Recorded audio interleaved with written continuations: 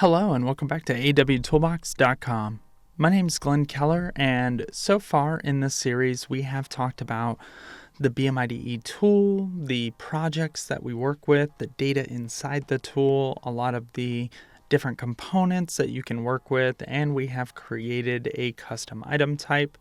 We've added a property to that item type, and now we're getting ready to deploy our changes to see how we go about that change. So in here, we are just after the previous video. We're just going to click save again. If nothing pops up, it is saved. So to deploy this, basically, I like to clean house a little bit. So I'll hit this minus button right up here and just kind of shrink everything back down. And then I'll right click on these and choose close all, just kind of clear everything up. You don't have to do that. They will reopen the next time you open. It's just my preference. But I now know that I am ready for deployment. So to do this, I just need to come down and choose Generate Software Package. I know it says Deploy Template here, but that's going to be either a live deploy or a what's called a hot deploy, which is a deployment while the system is up. It doesn't actually deploy a lot to the install tool. It didn't happen. The database is updated, the volume's updated, but it doesn't actually deploy it. If you have DLLs and stuff that are in the package, you would have to manually copy those and point to them. It's just not a real proper way to do it. It's a quick deploy that you can test easy changes like schema changes with.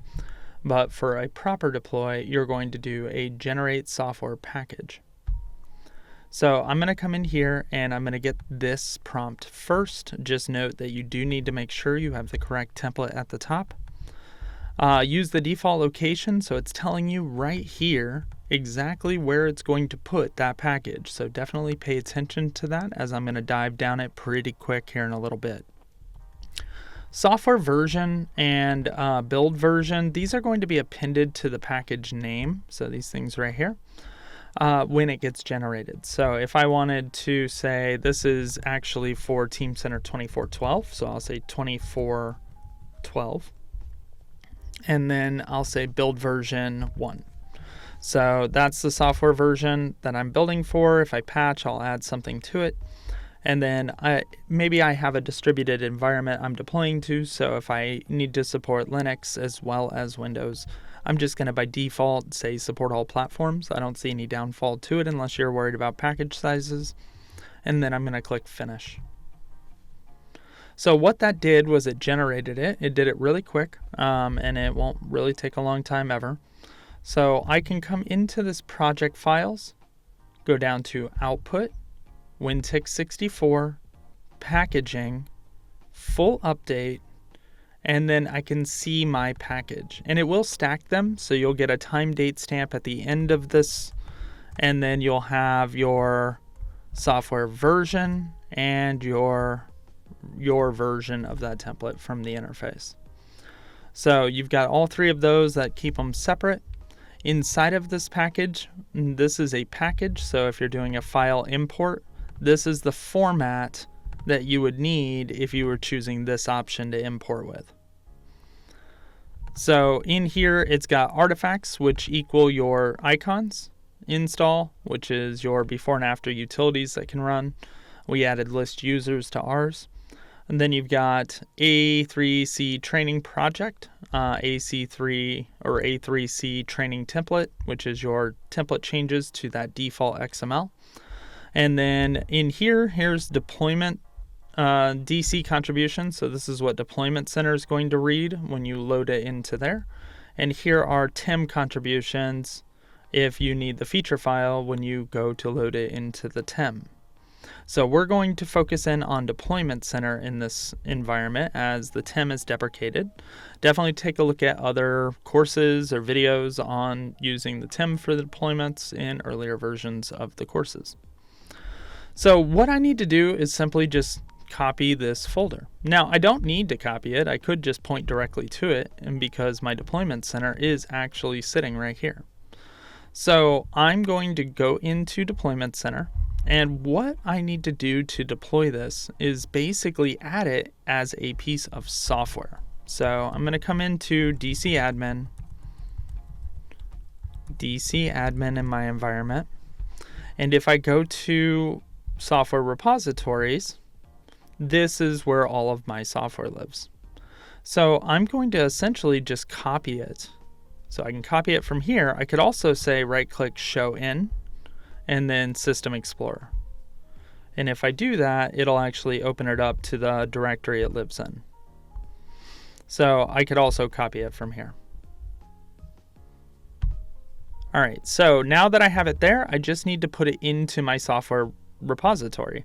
So I had chosen my actual location. So inside of my media folder, Siemens software, there is some media and another template from a time bygone.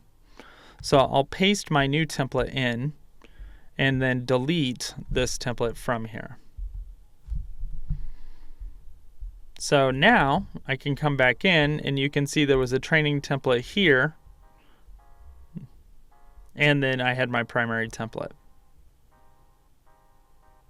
So in this case, I am going to refresh my software. And you can see I've got my training template 1.0, Teamcenter Foundation. It's still sitting here, but it is P3. So it hasn't really picked up on the change just yet. I am going to go ahead and do a sign out, sign in. And then if I go back to software repositories, notice all three of them are there. So I've got this new Teamcenter 2412-01 template, AW Toolbox training template. So it shows it here. And then I've also still got the P3 training template, it hasn't removed that yet. But the background processes will add the new ones, and then I can select the old one and remove it. Before you remove it, I'm fairly certain we did not install this into the system. But before you remove it, it's always good to just check your TC data location, your model directory, and see if that template exists in the model folder. So if I come in here and I search for P3, or I just scroll and be a little quicker. So I don't have, here's the P's, I don't have a P3 template in here. So it may not be called that, so let me do date modified.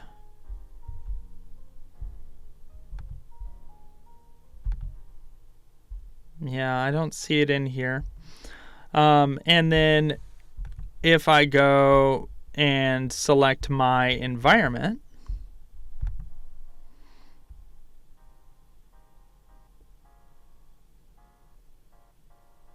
I can see that I have a training template that is pending an install. So it has not been installed. If I come in and select it, go to software, go to options.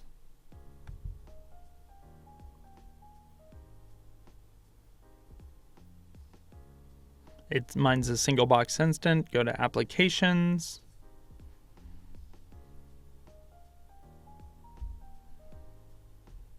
Let it load up all of the applications in the system. It is taking a little longer than usual, but I did just add.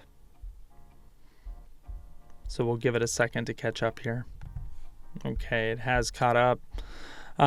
In here, I will come in and just do a control find. And this is the best way to search in this tool. Control find, use the browser search, and then do an AWT, and I found 0. If you hit edit, this is where we would typically have added it in the TEM. But if I hit edit here, and then I do a search for AWT, I get nothing. So in this, I don't see any hits for Toolbox, AWT, no matches, even though I have that feature in there. So be careful with this one. I'm going to go back to software and then hit edit on this page.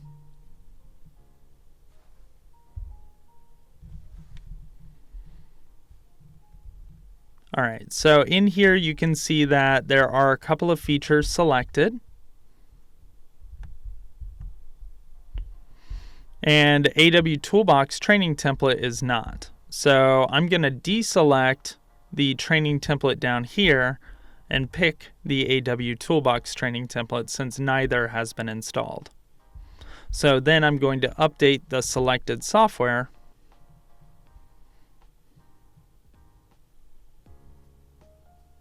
and let the system update my environment with this template instead of the other. Now, if you didn't have a template sitting in there, or if it was already installed, you would have to base your template on that one or have somebody remove that template from the system. Removing a template is nowhere near as easy as adding one. So we'll let this catch up real quick and then we'll move on. All right, so it has come back. We did do a little 2-second pause there until it snapped back for you, but we didn't transition the video, so apologies. What we are doing here is we are in the software. We can see that this is updated to have the AWT training now, and then I can come back into options, and then I can go back to software repositories and remove the other one later. Save environment settings. I can just jump all the way if I need to, but we'll let it go ahead and load up the applications, and then we'll move to components. It's loaded the applications up, and then if I do a control find for AWT, nothing's in there. And then if I do toolbox, just kind of proving a point here, go to components. Notice that in here, there is no additional list of this template in this list. So go back to applications. And in the TIM, what we had to do was check the box. So I'm just kind of going through all the motions for you. We're going to edit the selected applications. And then notice that you have the checkbox up at the top here. So don't forget to come into the applications and add it in after you've added it as a template in the environment. I'm going to update the selected applications.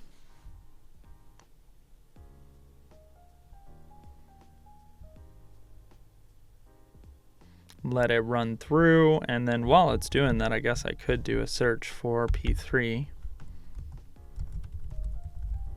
So there are 7, there are 5 on the screen.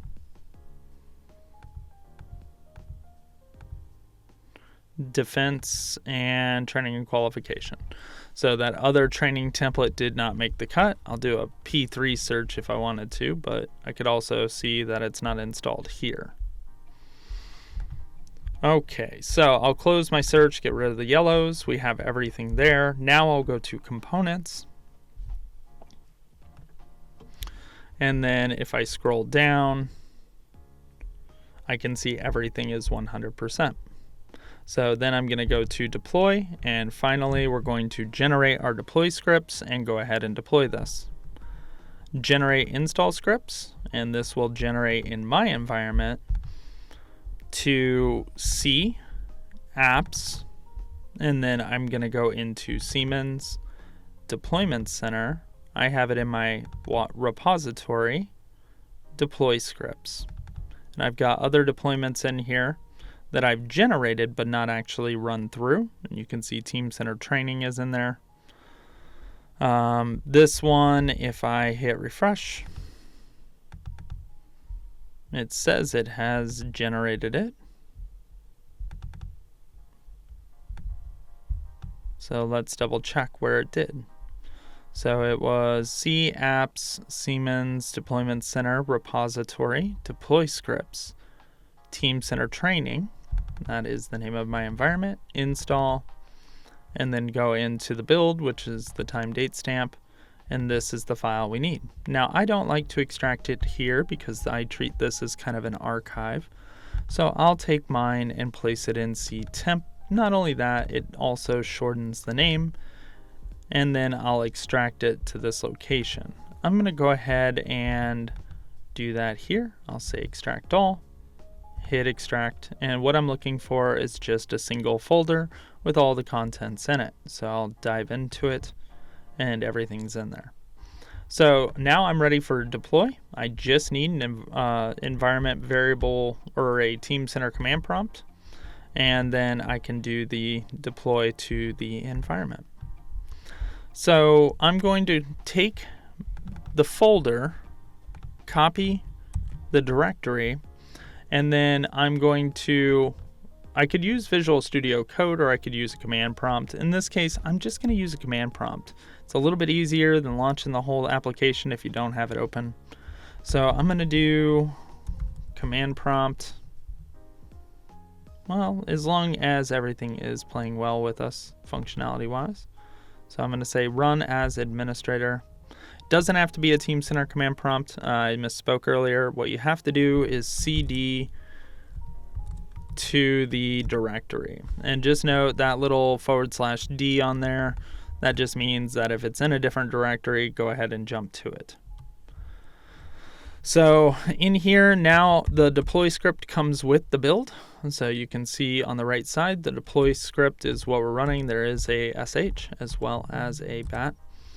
I can do a -h on here, and what it's going to give me is basically a glorified help. So it'll tell me all of the arguments and everything that I would need. So in here at the very top there, you can see that it gives me examples. I guess that's the very bottom. So what I need is this one right here, because it needs to know where the software media is to do the deployment. Now, it will give you a nice overview. I highly recommend reading through this on both the help as well as in here. And then there are different use cases for ignoring diagnostics, pre-checks, etc. But I just run it with the media. So in here, I'm going to go ahead and type that out. So let's pull this up. We'll do -dc username equals, and then DC admin in my case, DC password equals DC admin in my case, and then -software location equals, and that is going to be my media. So apps, media, Siemens, software, and that's at top level where the environment sees that media location from. And then I'm going to go ahead and press enter. If you're doing it on Linux, make sure you no-up it. It is going to take a little bit of time. The other thing is that you may get an immediate error message or something if the directories are in use. So it's highly recommended to close any BMIDEs that may be running out of the same directory. And notice there was a backup option there where you can have it back up your deploys. And then also make sure any rich clients are also closed as it gets started. So it's still scanning for software and things. It hasn't made it to the deploy yet. Other things that I'm going to do is I have a server manager running, so I'm going to shut that off. So this is for my TC server processes. And then inside of the services, my indexing service is okay. This one may collide with it or may not. I do typically stop that service if it's running in the same directory. And then other services that you may want to stop are things like the global search, just because this uses a lot of resources on the machine. The ones that you do not want to stop are FSC and Process Manager. These two will stay up throughout the deployment process. My dispatcher ones I do also want to stop. And again, mine may fail because I've had these running. So I'm just trying to do this quickly. And I'm just killing them in the order that they were started for the most part. I think I switched the module and scheduler. Deployment Center, I mean, at this point, it's just running from the local directory. So I can leave that running. It's not going to collide anything. It's in a different install. So right now I have the FSC, the Process Manager, and I betcha I have some issues over here. But I left those two running just to see. Now, once everything gets done deploying, then we'll have to go forward. It does look like it's getting to the database update at the moment. So this is working out well. We're at step 23 of 58. What we're going to do is just go ahead and let it continue. If we get an error message, we'll unpause, and then we'll come back and try and troubleshoot whatever that problem is. If we don't get an error message, then when we come back, it'll be successful. And we will go through the following steps to validate and get everything up to speed. So let's go ahead and take that little thing, and then we'll come back once it's complete, usually between 20 and 40 minutes, depending on the project. It does run a lot faster if you have better performance on the machine, though. All right, so this has finished up, and what you can see here is I've opened up the log. So this completed successfully. The file in here will say that the deploy script execution was successful. And then for the true installation log, what we did was we came down, went into the C temp directory, went into the extracted folder, and there's a logs directory. So this will show you the deployer log, which I have open on the other side. And then you have a diagnostic, and this is just a what has passed, what hasn't as a pre-check. And then if you go further, the utility logs will give you what has ran during the process. And you're free to look all these over. They'll spit out errors. If you're having issues, I'd recommend looking at each one. But you can see that the deployer log says the deployment was successful. And if you scroll up, it'll be that same type of output that we're used to in the temp. So this is where I come to look and make sure everything worked as expected. So at that point, the deployment is completed. There are several post-tasks to a deployment. So a lot of the times I'll come in here, and the first thing is to merge my schemas. If it hasn't, sometimes it'll do it if the installation is in the same spot, but I'll come in here and I'll open up my command prompt, cd to my TC root directory. So Siemens Teamcenter TC root. And then in the TC root directory is my solar. And then I'll do a TC schema to solar schema transform.bat, and then provide it my FTSI, my solar schema files. So what I give it is CAPS, Siemens, Teamcenter 2412, TC data, FTSI, solar schema files. So if I navigate to that inside of the display, then in here, this folder is right here. So FTSI, solar schema files. When we did the deployment, if anything changed, like the indexability or the filtering settings that we switched for that property, then you can see that these would be updated. You can see which ones are updated. We just need the solar system to know about it. If you have a system on another computer that is solar and it's different than your TC data machine, then copy this folder over there and use it there. So I'm going to press enter. It'll run quickly. There's no up needed if you're running in Linux. And you can see each of the files copy. So this updates a folder inside of my solar installation. If I come into solar, there's a server. And in the server are collections. So in here, you'll just go into solar. Collection 1 is your object data indexes. You do have other collections depending on what you're using, structural indexing or otherwise.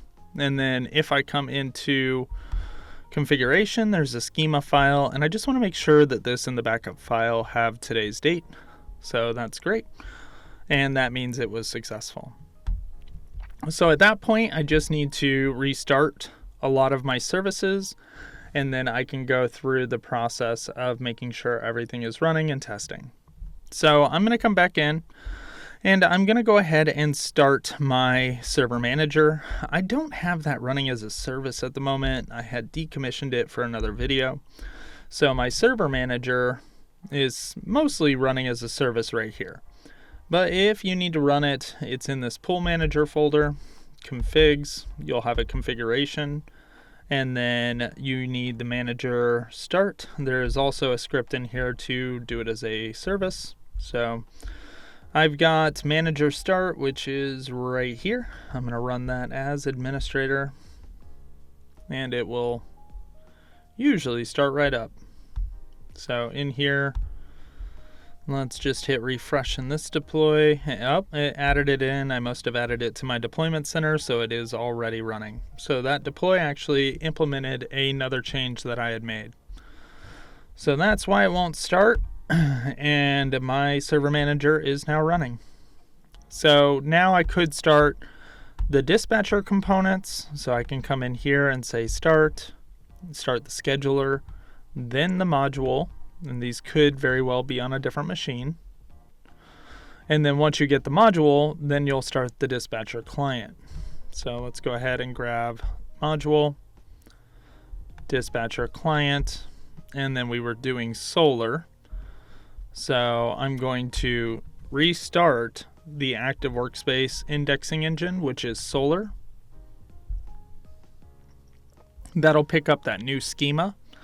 And then I'm not going to kick off the indexing just yet. And the indexing is called the Teamcenter Global Search Indexing Service. So I'm going to leave that down for a moment. And then I'm going to perform a couple of tasks. So one of them is a utility. I'm going to come in here to my Teamcenter command prompt and run this as administrator. And I'm going to say, let's go ahead and do AW indexer util. Put your username and password. So infodba-p infodba for the defaults. -g equals dba. And then I want -delta. And then -dry run. So what this does is it updates the accountability table and basically updates the indexing system to let it know that you have changes to the system, and that way the next time it goes through it can pick up on those changes rather than having to rebuild your whole index. So this is a really cool tool. I will admit, if your index can run in less than an hour or so, it's probably more advantageous just to clear and re-index. That way you get kind of a fresh set of data every time you deploy, but it really depends on how long that index process takes. In this case, you can see that I do have 2 new indexable types that have been added. Those are my custom objects. And because of that, they need to be added to the system.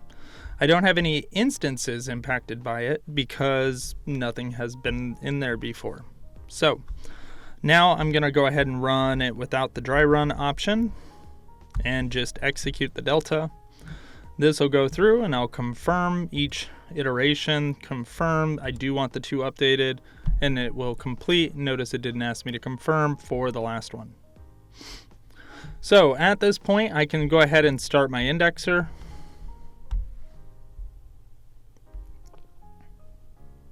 Let it go. And then I'll minimize this and we'll go ahead and go into we can go into Active Workspace or the rich client. I'll go into Active Workspace here. And we'll try and create the object. Now there are some post tasks that you'll have to consider. So I'll go into Explorer and then we'll get into those. Let it load up. This is my first time after an outage, so it is going to be a little slower at first. And then it should load. Okay, so in here, I'm going to go ahead and select new stuff and choose ... and new add. So when I choose add here, I should be able to see my new type. AWT item is right there. So if I select that, notice that I have all of these objects here, but a couple of notes. We did say to add this property for the creation of the object. That didn't edit the style sheet. So notice that cage code is not listed here. So we will have to make an edit to the style sheet to include the cage code if you want to populate it by default. But remember, we are only looking at the item at the moment too. So you could also expose the property on the style sheet from the item revision. I'm going to go ahead and give it a name. We'll call this AWT test 01. Hit add. And at that point, I should be able to see the object. Now, I still have my revision rule set from an earlier example, so I'm going to switch that back so I can see what we would actually be working with, which is the revision. And then I can see that object is here, and I can see the type is this. Now, the cage code property I would need to expose by editing a style sheet. Take a look at our style sheet demonstrations and things like that to learn more about those. In this course, we're just going to make a quick change so that we can validate the deployment. So I'm going to come in here. I am an admin. So I'm going to switch to Active Architect. I'm going to grab my XRT editor real quick. Let me get this other window out of the background. And then I'm going to go to my first tab, and this tab will drive the second one. So I'm not going to switch my group or role, but I am going to switch to author again in the first tab. And then I'm going to navigate back to that object. Now on the object in question, I'm going to select, and then I'm going to pick the second tab, and it's going to open up the style sheet. Now they've made it some enhancements. Siemens has made enhancements to this to allow you to see injectable style sheets. You can open those directly here and edit them. So this is a huge enhancement to style sheet development in here if you haven't noticed. So you can open up all the injects and work with them directly. But in the scope of this use case, what I want to do is just simply put an edit. Be careful with this though, because you don't want to edit a style sheet that's in use by other object types. You'll want to define your own custom one. But what I'm going to do is simply at the very bottom, I'm going to add let's call it a page. Let's do page. And then there's an out-of-the-box element called all type equals property, and then close it. And what this will do is essentially just expose the all properties page to the object. So I'll say save, just like we had in the rich client. Switch over to your other tab, click off the object, and then click back on it. And you'll see that as long as it picks up on it, you should have a new page. So I'll say refresh. Select it, and I was expecting it to be kind of right up here in the top. So switch back, and it is type equals property. So I believe that I have a little bit of a typo here, not a typo, but just a difference in what the property value should be. So we all have to check the documentation. Where I'm getting the format for this from and what I'm referencing is linked in the video as well as in the course, linked in the video as well as in the course. Just take a look at the comments down below, that section below the video. All right, so I'm going to go ahead and check on that, and then we'll set the correct value here. Okay, even though that seemed like a quick second, I did go back and check the format, and it is correct. So it is exactly as I put it in here. I did not put a title on the page, so that could be it. So you do need a title key equals all. You don't have to have it, but a lot of times the pages won't have a display if you don't.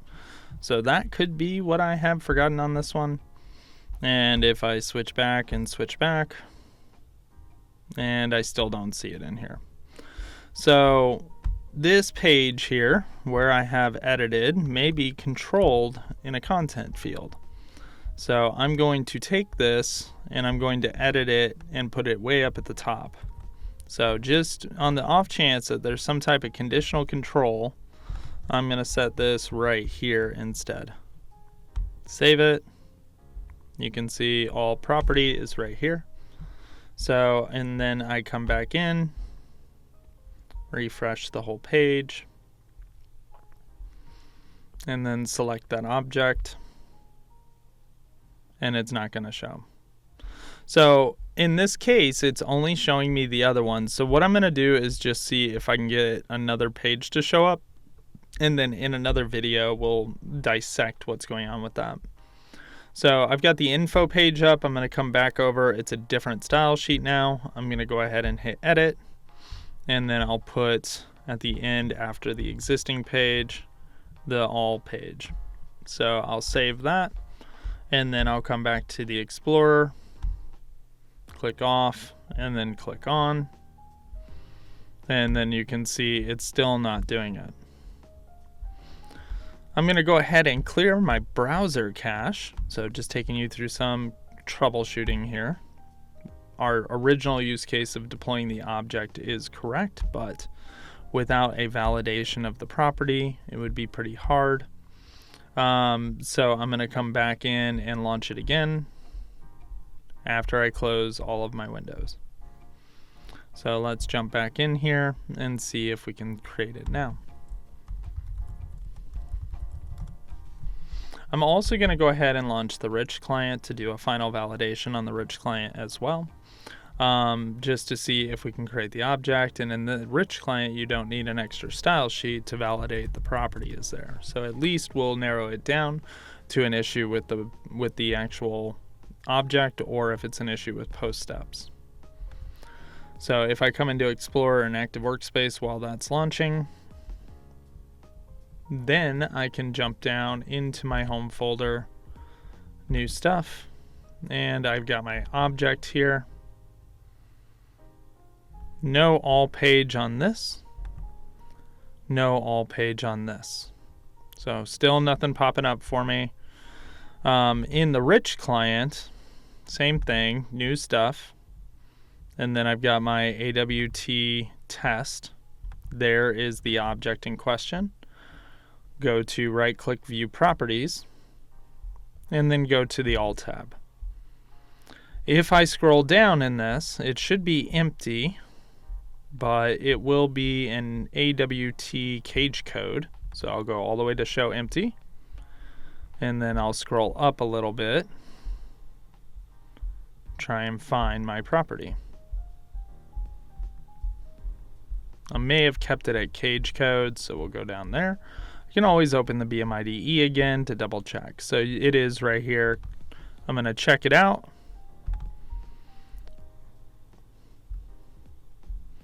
And then I'll go back to all, back to show empty. And then a cage code, I'm going to put A3C new. So the reason I'm putting that value doesn't mean it makes any sense to anything. It's just a way that I can search on it later to prove that it's indexed. So I'll save that and then save and check in, hit OK. And then the indexer tool should be syncing every so often and picking up new changes to the search. So if I do a search in here for AW or A3C underscore new, I don't get anything. I think I did A3C new, and notice I see it. So I can search on that, and before I did that pickup, I wouldn't have been able to. So that indexer is running and picking up on that. I'm searching on the cage code, and look, my all tab is showing. So even though I can't see it, if I go to overview, changes, where used, all of these, they show me what's configured on the page. But when I first did this search, it actually opened up the first page on the display. So let me refresh this again. Click it. And there was a hidden page kind of out here that showed all of the properties. I'm going to refresh again, let it load the whole page up. And it was maybe a temporary thing because that page isn't working anymore. However, we'll look at style sheets in another course. We'll troubleshoot this a little further in a future video. But our object is there. We can create it. We can see information about it. And it does give us some basic default style sheet components where we can see the revision history of the object, reports, participants in a workflow, and so on and so forth.